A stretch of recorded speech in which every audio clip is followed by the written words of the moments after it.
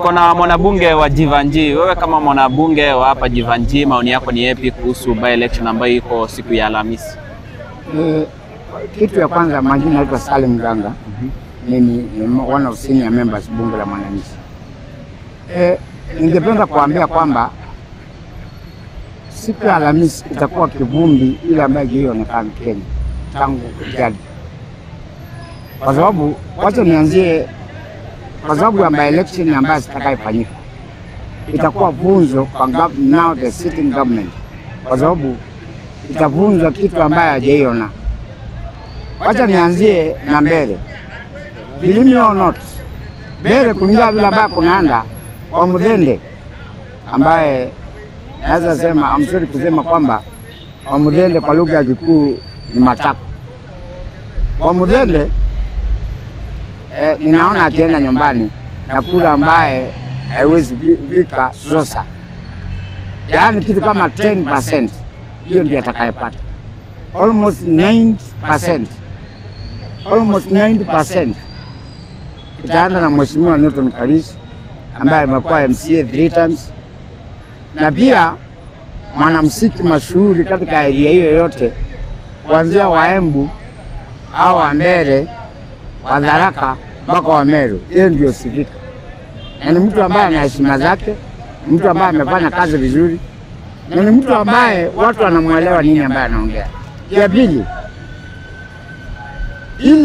ile matamshi Mheshimiwa Karisi anatamka ni ile ambaye watu wa Mbere wanataka kusikia ama vile ambao wanataka. Kwa hivyo Mbere na Karisi ni one and the same. Kwa hivyo Mudende na Mheshimiwa ndugu yako hapo Kindiki, hakuna haja ya kupoteza time. Nataka kuambia ili msije ukasikia upata mshtuko wa roho uanguke, ni kwamba hiyo ya Mount Kenya mbele hiyo itaenda Karisi na hiyo story itakuwa imeishia hapo. Wacha nikuja mahali ambayo anaitwa Malava. Malava, hata watu wale ambao wako hapa hivi na wale ambao wanajuanga siasa ya Kenya na namna gani, wanaelewa kwamba mtu yule ambaye alikuwa ameshinda Malulu alikuwa Seth Wanyako.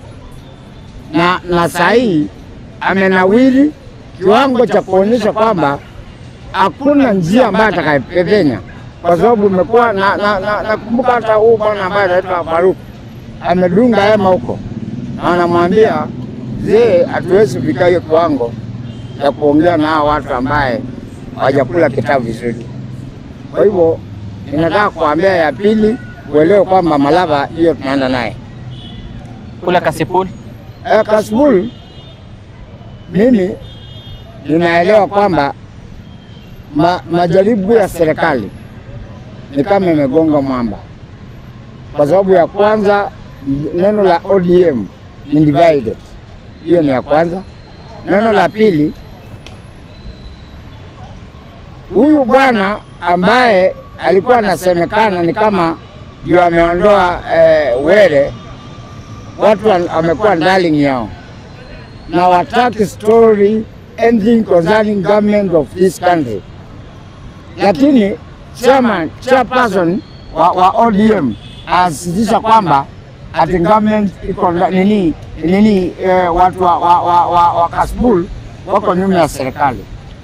Kwa kuongea gavana wa Homa Bay Gladys Wanga anatamka hiyo neno, lakini ukiongea na watu hapo pia wanasema tuko tofauti, kwa sababu hiyo mambo ya government tunaisikia tu kwa radio na TV, lakini kwa ground ni shida. Kwa hivyo pia hiyo Kasipul mimi naona pia hapo pia opposition itawini. Firi Paroko? Unasema Firi Paroko atakuwa anavuna ushindi? Arok ataenda naye. Kwa hivyo subiri, si kwamba Aroko ni mtu mbaya, ni mtu ambaye watu wanamjua. Ni mtu ambaye amesaidia watu. Na kuna vijana kadhaa ambao wanaweza kuambia kwamba tumefanya kazi na Arok na tunamwelewa kwamba ni mtu wetu na ni mtu ametusaidia.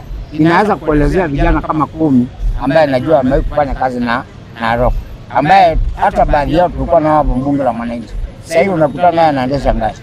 Hiyo ni ina maana kwamba ni mtu ambaye anaweza kuongoza watu.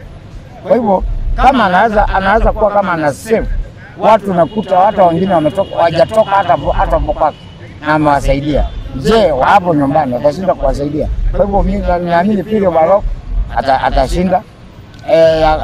Ya mbele ya atashinda, nani Kalisi atashinda, na pale Uluset Panyako atashinda.